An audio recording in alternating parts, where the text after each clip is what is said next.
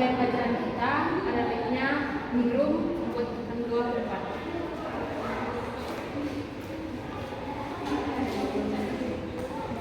Teman-teman, mari kita berdoa. Tuhan Yesus Allah Bapa yang surga, Tuhan, terima kasih buat berkat Tuhan kami dapat berkumpul di ruang kelas Tuhan. Dan kami memulai pelajaran kami dengan Tuhan berkati dari awal pertama hingga akhirnya. Dalam nama Tuhan Yesus Kristus kami berdoa dan bersyukur kepada-Mu. Amin.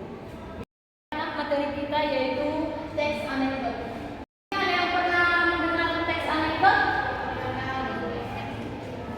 Saya akan menjelaskan teks anekdot itu merupakan cerita yang mengkritikan, tetapi dibungkus dengan bahasa yang menarik, cerdas, dan lucu. Tetapi di balik rumpun cerita ini, dia mengandung tema atau masalah yang dapat menjadi pelajaran.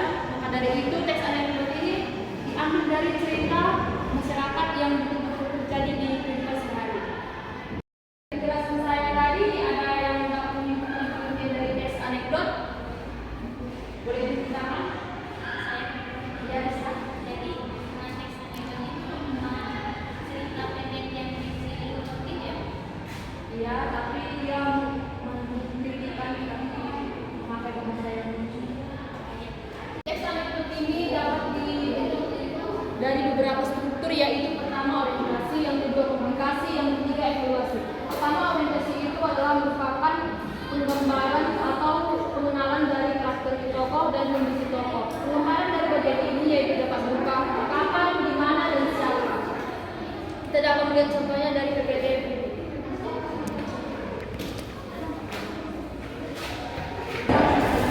Yang kedua ada komunikasi. Komunikasi itu adalah melihat dari masalah tokoh. Pada bagian ini menyampaikan puncak cerita tokoh